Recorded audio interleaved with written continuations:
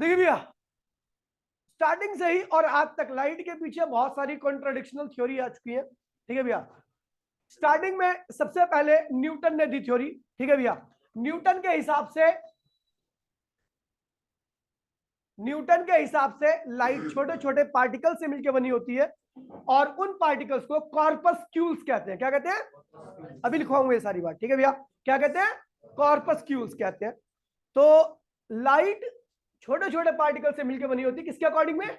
Newton के according में, कि लाइट छोटे छोटे पार्टिकल से मिलकर बनी होती है, उनको कॉर्पस्क्यूल्स कहते हैं। और अलग अलग कॉर्पस्क्यूल्स का साइज अलग अलग कलर को रिप्रेजेंट करता है। समझ गए भैया? न्यूटन मर गए। इससे पहले ये थ्योरी और दी गई थी, लेकिन उस बंदे की बातों को नहीं माना गया क्योंकि न्यूटन का वर्चस्व इंग्लैंड में अलग लेवल का था। तो न्यूटन ने बोल दिया तो बात सही थी, इसलिए उन्होंने मान लिया।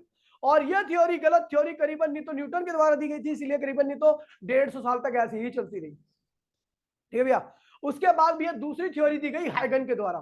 ठीक है भैया, और इसकी बहुत सारी चीजों को हमें पढ़ना गलत होने के बावजूद भी, क्योंकि काफी लॉजिकल और काफी काफी चीजों को एक्सप्लेन भी कर रहा है।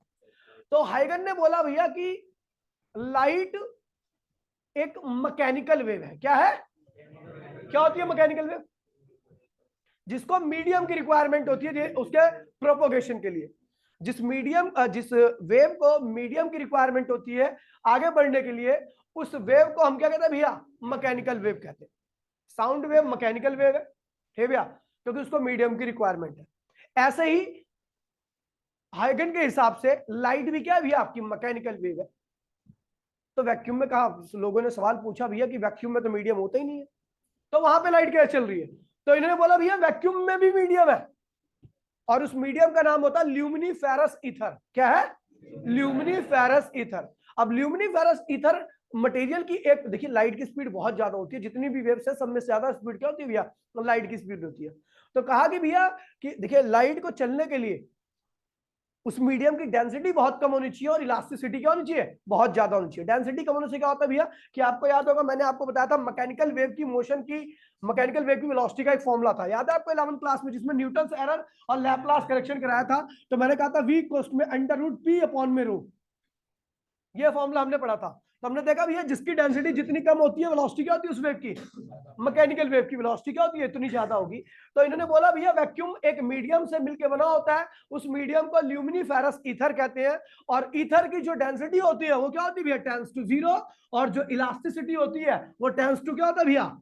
इन्फिनिटी। बहुत ज्यादा इलास्टिक होता है मीडियम। जितना ज्यादा इलास्टिक होता है उसमें वेव की रफ्तार क्या होती है भैया? उतनी ही तेज होती है। ऑसिलेशंस क्या होते हैं? उतने ही ज्यादा होते हैं।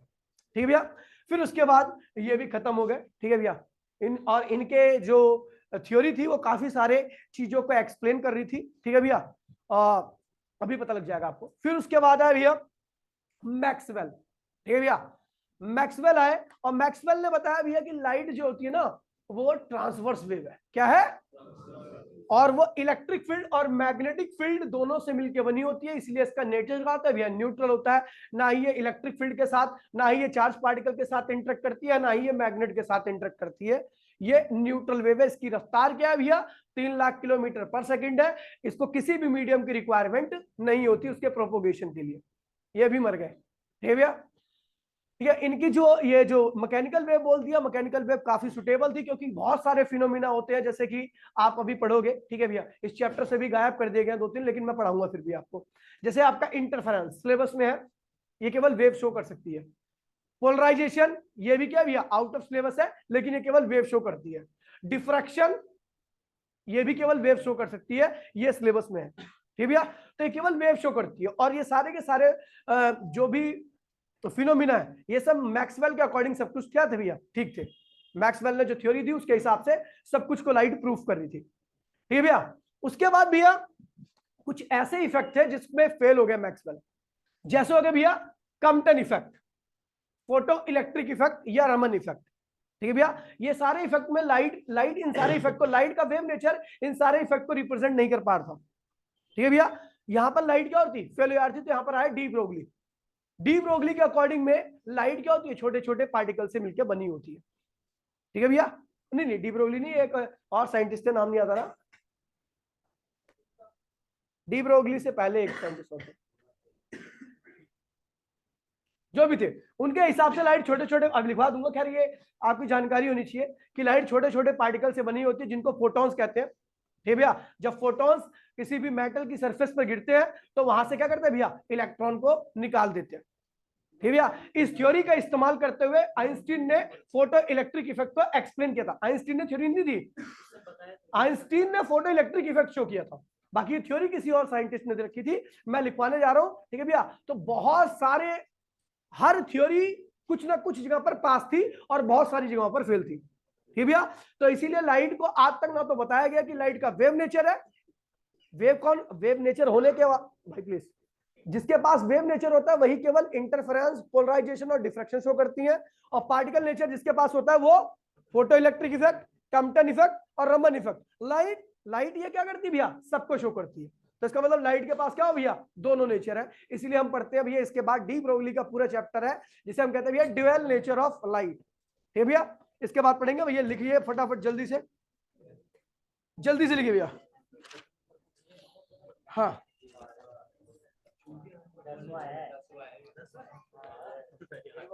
लिखिए भैया इंट्रोडक्शन। हाँ इसमें इंट्रोडक्शन लिखना पड़ेगा, एनसीआई माउंट एलिफेंट मैं पहले पढ़ाता था ना, तो वहां पे जरूर लिखवाना पड़ता था इंट्रोडक्शन। हाँ फिजिक्स में महत्वपूर्ण वर्ड लिखवा दीजिए। हाँ ऐसा क्यों लिख रहा हुआ, लिखिए ओए, 0 पीरियड में टेंस सुने आते थे, टेंस। ओए लिखिए भैया कॉर्पस्कुलर थ्योरी, CORPUS, नहीं वो सब छोड़ो बस, अब इंट्रोडक्शन में ही है सारा कुछ ये। देखिए भैया corpuscular theory, CORPUSCULAR, corpuscular theory of light, corpuscular theory, cooler theory of light, cooler बोल दिया स्पेलिंग ना,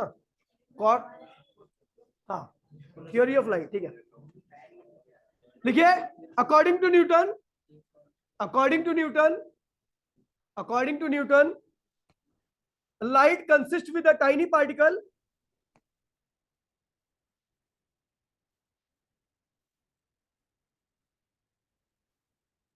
light consists with a tiny particle called corpuscles,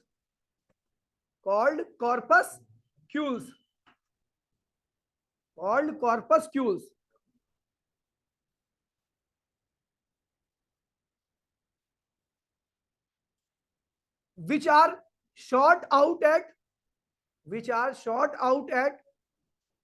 high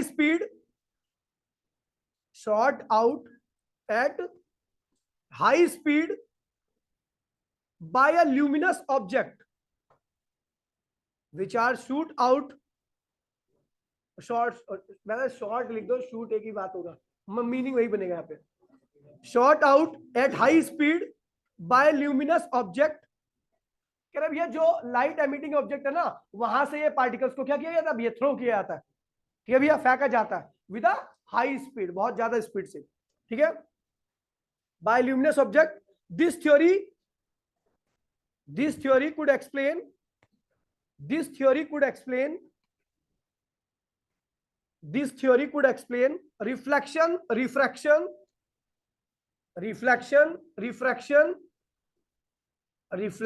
reflection, and rectilinear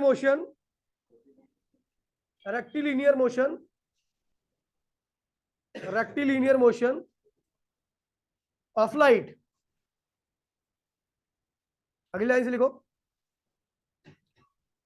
नीचे लिखो, different size of corpuscles represent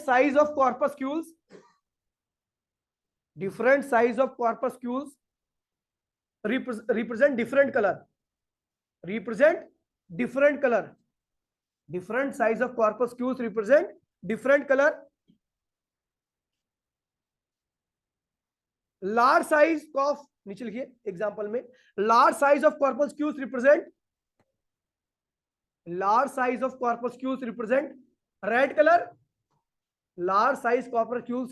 red color, while small size corpuscles represent violet colour, violet colour,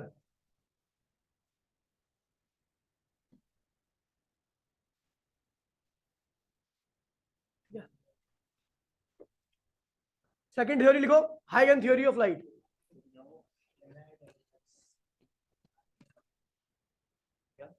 हाइगन theory of light अगली है, हाइगन, हाइगन HUIGEN, हाइगन theory of light,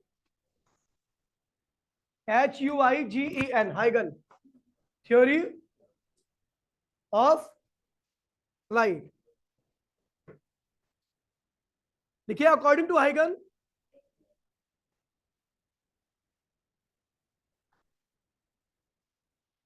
according to Huygens, according to Huygens, a light is a mechanical wave. According to Huygens, light is a mechanical wave,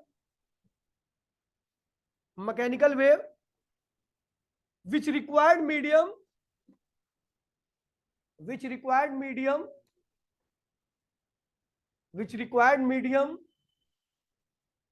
for their propagation,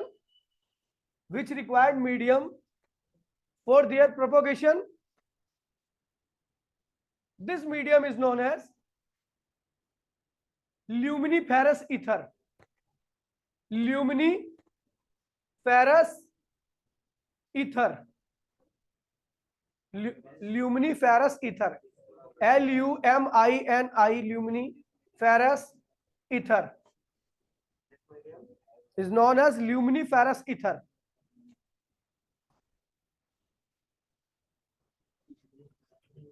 नीचे लिखो, देखिए according to हाइगन, क्या according to हाइगन, as the speed of light, according to Huygens, as the speed of light is too high, according to Huygens, as the speed of light is too high,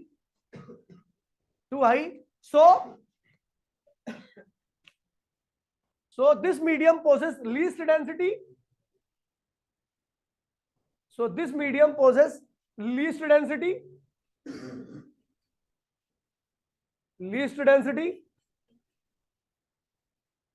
and infinite elasticity.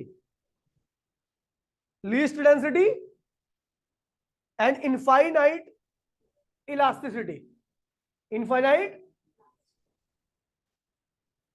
ये भैया ये formula लिख देना भैया कि velocity, mechanical wave की velocity क्या होती है भैया, इनवर्सली प्रोपोर्शनल होती है डेंसिटी के, और इलास्टिसिटी ज्यादा होने से क्या होता है, ज्यादा होने से नंबर ऑफ ऑसिलेशन क्या होगी भैया, लार्ज। ठीक भैया, इलास्टिसिटी अगर ज्यादा होगी तो नंबर ऑफ ऑसिलेशन क्या होगी भैया, ज्यादा होगी, वेव बहुत दूर तक चलेगी। ठीक भैया, जल्दी से खत्म नहीं होगी वेव, डम नहीं होगी, जल्दी करो।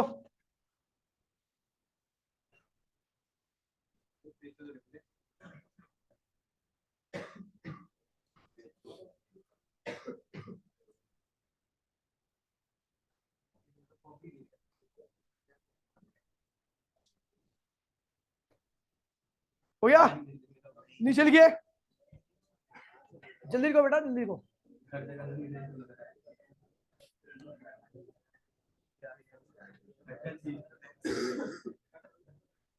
इलास्टिसिटी ज्यादा होगी, पता ना भैया, वेव को भाई प्लीज, मैकेनिकल वेव उसी मीडियम में चलती है जिस मीडियम की इलास्टिसिटी क्या होती है, ज्यादा होती है। अगर आपको वेव थोड़ा भी याद होगा तो उसमें मैंने बताया था कि जहां पे मैकेनिकल वेव चलती है तो उस मीडियम की कुछ प्रॉपर्टी होती है, उसमें से एक हायर इलास्टिसिटी होती है।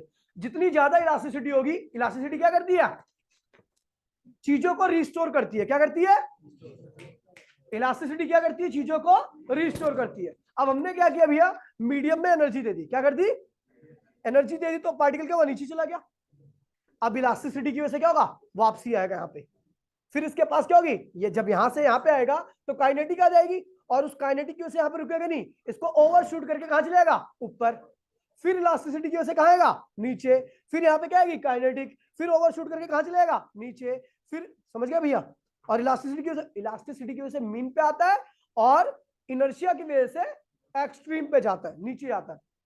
तो ये प्रॉपर्टी होनी चाहिए किसी मीडियम के पास जिसके अंदर मैकेनिकल वेव चलती है। एक तो उसकी डेंसिटी कम होनी चाहिए, दूसरी उसकी इलास्टिसिटी, जैसा कि हमें पता लाइट की स्पीड बहुत ज्यादा होती है, तो न्यूटन के अकॉर्डिंग में भैया उस मीडियम की डेंसिटी जो कि ल्यूमिनस फेरस ईथर है उसकी डेंसिटी क्या होनी चाहिए भैया, 0 ना के बराबर, और दूसरी उसकी इलास्टिसिटी क्या होनी चाहिए भैया, बहुत ज्यादा। समझ गए भैया? देखिए this theory easily explain this theory easily explain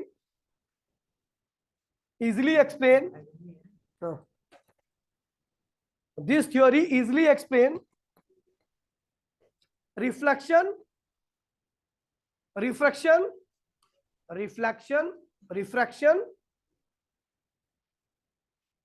but it failed to prove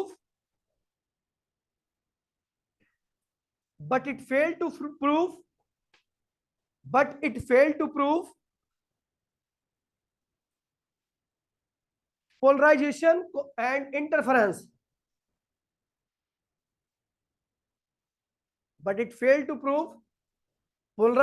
and interference. ठीक है, अगली थ्योरी लिखी भैया, इलेक्ट्रोमैग्नेटिक नेचर ऑफ लाइट।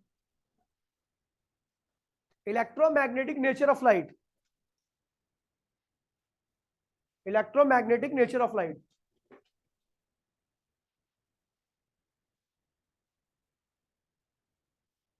ठीक है।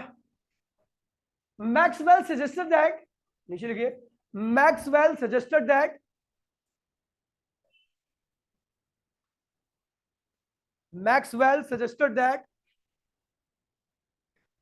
light propagate electric and magnetic waves. Light propagates as electric and magnetic waves.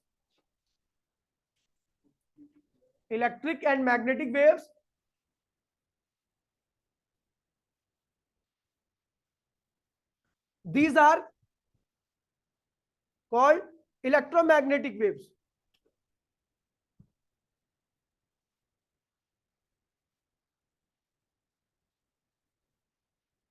Electromagnetic wave.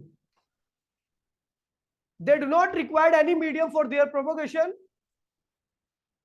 They do not require any medium for their propagation. They do not require any medium for their propagation.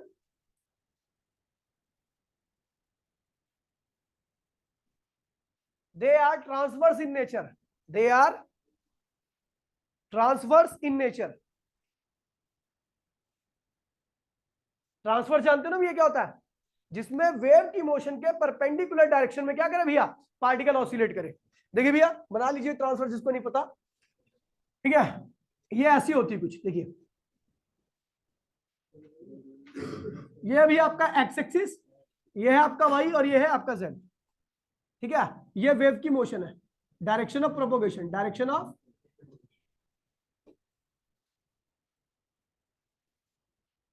Of propagation. तो wave ऐसे चल रही है, electric field क्या करेगी, ऐसे oscillate करेगी, और मैग्नेटिक फील्ड क्या होगी,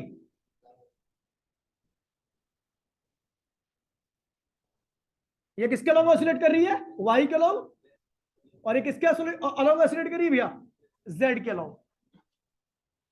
लाइट इलेक्ट्रोमैग्नेटिक वेव है, जो इलेक्ट्रिक फील्ड, ये क्या है भैया, मान लीजिए इलेक्ट्रिक फील्ड है, तो ये क्या होगी भैया, मैग्नेटिक फील्ड होगी। मैग्नेटिक फील्ड को मैं बी से रिप्रेजेंट करता हूं। तो लाइट इलेक्ट्रोमैग्नेटिक वेव है, ये इलेक्ट्रिक फील्ड और मैग्नेटिक फील्ड दोनों से मिलकर बनी होती है। इलेक्ट्रिक फील्ड अगर वाई के अलॉन्ग ऑसिलेट कर रहा है तो मैग्नेटिक फील्ड किसके अलॉन्ग करेगी, जेड। तो डायरेक्शन ऑफ प्रोपोगेशन किसके रहेगी, एक्स। सब एक दूसरे क्या होंगे भैया, परपेंडिकुलर। ये क्या होगी भैया, मान लीजिए ये इलेक्ट्रिक फील्ड है, तो ये क्या होगी भैया, मैग्नेटिक फील्ड, तो ये क्या होगी भैया, direction of propagation. Magnetic field Z के अलॉन्ग ऑसिलेट करेगी, ठीक है, और इलेक्ट्रिक फील्ड क्या करेगी, वाई के अलॉन्ग, और वेव कहां चलेगी, एक्स के अलॉन्ग। ये भैया यहां पर सब एक दूसरे के क्या है भैया, परपेंडिकुलर है। समझ गया भैया? तो ये ट्रांसवर्स वेव कहलाती है। बढ़ाइए जल्दी से।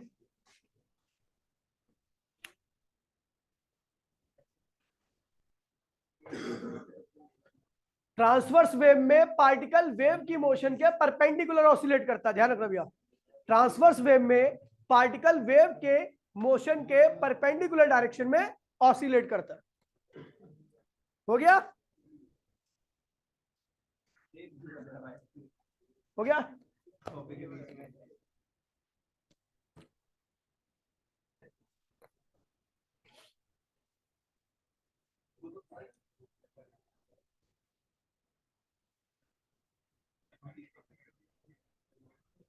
अब अगर y इलेक्ट्रिक फील्ड है, x के डायरेक्शन ऑफ प्रोपोगेशन है, तो b क्या होगी, z क्या होगा, मैग्नेटिक फील्ड होगा।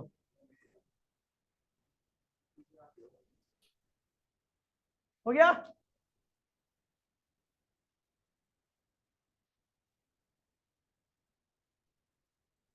आगे बढ़े, लिखिए भैया अगली theory, Planck quantum theory of light.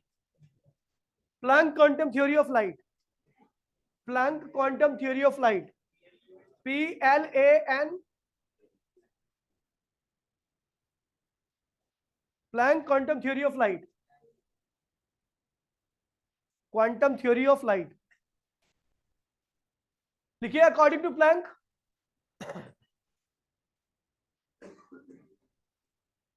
according to Planck, light consists with tiny particles. According to Planck, light consists with the tiny particles called photons.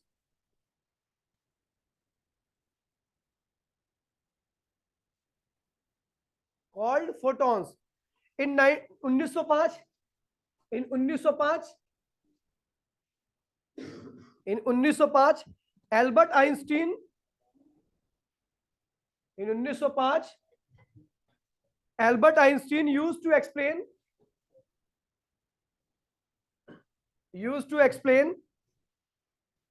in 1905, Albert Einstein used to explain photoelectric field, photoelectric effect,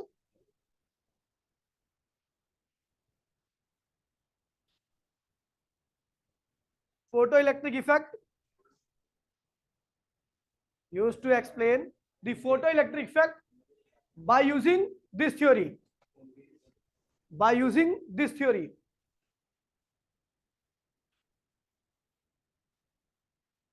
This theory could explain, this theory could explain,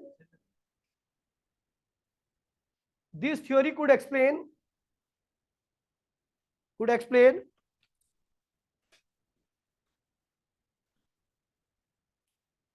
photoelectric effect, Compton effect,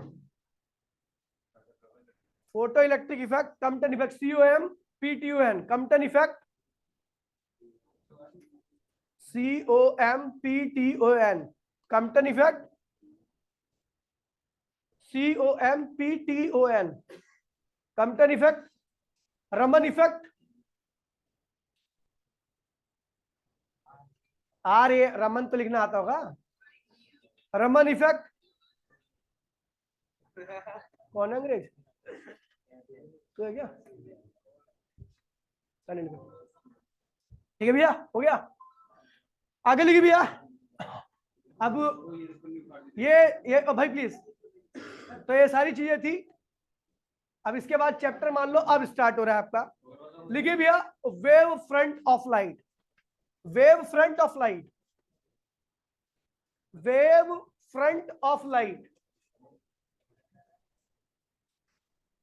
wave front of light, wave front of light. देखिए भैया क्या होता है, देखिए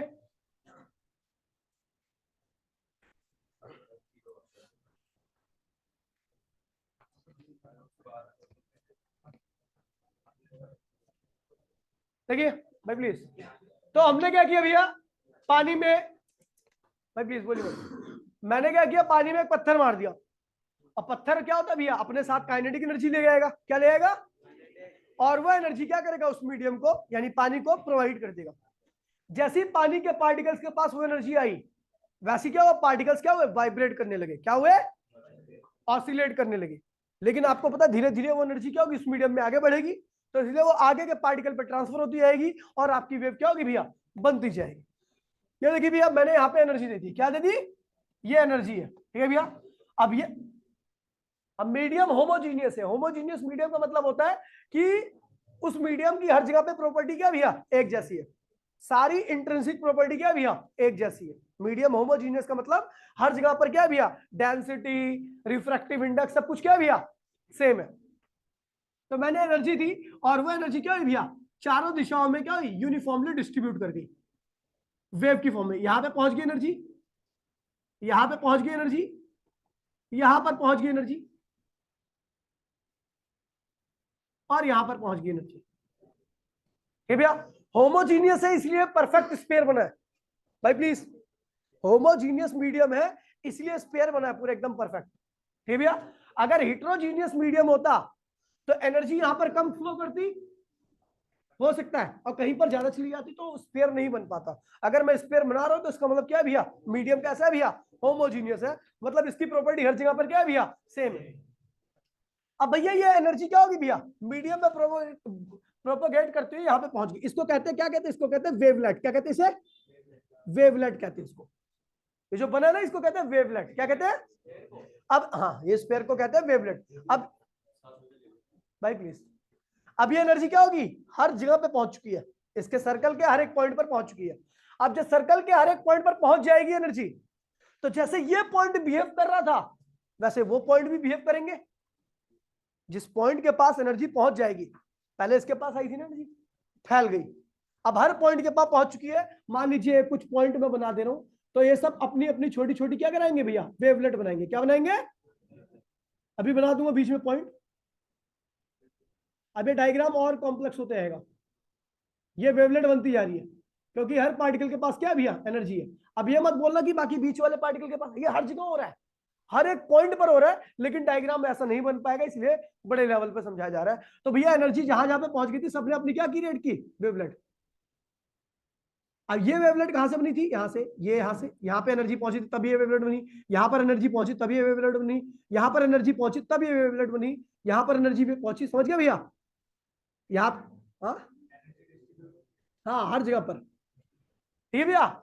इसे कहते हैं secondary wavelet, इन्हें क्या कहते हैं भैया, सेकेंडरी वेवलेट। ठीक है भैया। अब पीछे वाला क्या हो जाएगा, प्राइमरी, पीछे वाला, और जो अब नया बना है उसे कहेंगे सेकेंडरी। अब देखिए भैया, ये एक पॉइंट ये रहा, यहां पर भी पहुंच चुकी है एनर्जी, यहां पर भी पहुंच चुकी है एनर्जी, यहां पर भी पहुंच चुकी है, यहां पर भी पहुंच चुकी है, यहां पर हर एक पॉइंट पर पहुंच चुकी है। ठीक है भैया, जब इन सारे पॉइंट को मैं ज्वाइन करता हूं, आपको बता दे रहा हूं भैया कि जितने भी पॉइंट्स मैंने बनाए सबका फेस क्या होगा, सेम होगा। फेस सेम का मतलब समझते हो, देखिए मान लीजिए यहां से यहां तक वेव की फॉर्म में आई होगी एनर्जी, कैसे आई होगी, वेव की फॉर्म में ऐसे लहराती है ऐसे। जब वेव की फॉर्म में आती है तो लाइट क्या होती है, पाई, 2 पाई, 3 पाई, 4 पाई, जितनी आगे बढ़ती है एंगल क्या होता है भैया, बढ़ता जाता है। ठीक है भैया। तो मान लीजिए ये पार्टिकल यहां पर जब एनर्जी पहुंची तो वेव तक यहां तक पहुंचते पहुंचते उसने कितना फेस कर लिया था, 5 का। कितना फेस कवर कर लिया था उनने, 5 का। तो ये भी कितने पे रहेगा, 5 पे। ये भी कितने पे रहेगा, ये भी कितने पे रहेगा। यानी हर एक पार्टिकल क्या है भैया इस वक्त जो सेकेंडरी वेवलेट के ऊपर है, सबको कितना कितना फेस कवर कर लिया हमने, 5 का।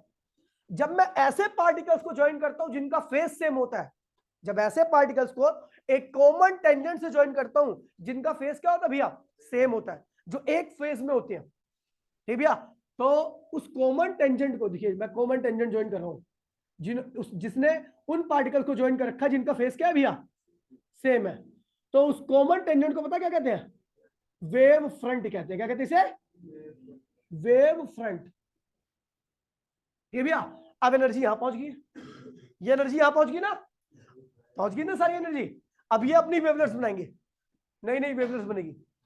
उन वेवलेट्स को अब क्या कहेंगे, सेकेंडरी वेवलेट्स, और इसको क्या कहेंगे, और वहां पर जो वेव फ्रंट खींचेगा उसे कहेंगे सेकेंडरी वेव फ्रंट, और पीछे वाला क्या हो जाएगा। अब एनर्जी वहां पहुंच गई है, एनर्जी वहां पहुंच गई है, ठीक है।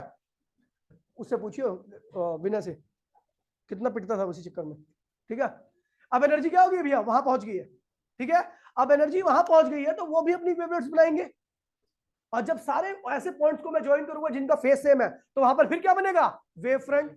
उसे क्या कहेंगे अब, सेकेंडरी। पीछे वाले को, उससे पीछे वाले को primary.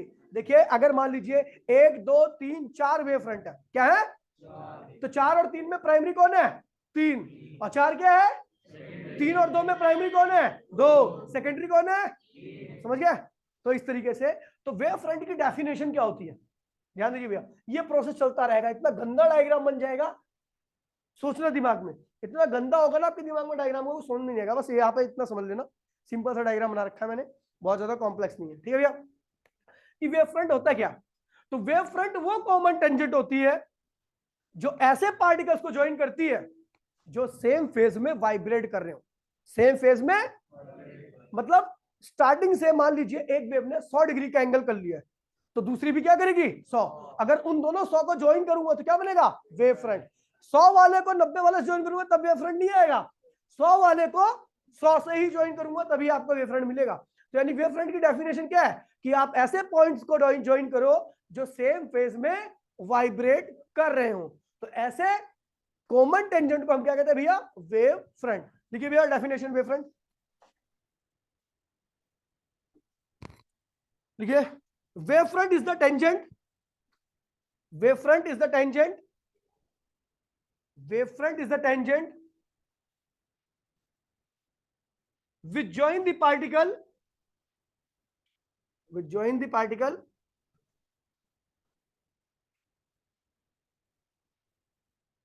join the particle having same phase,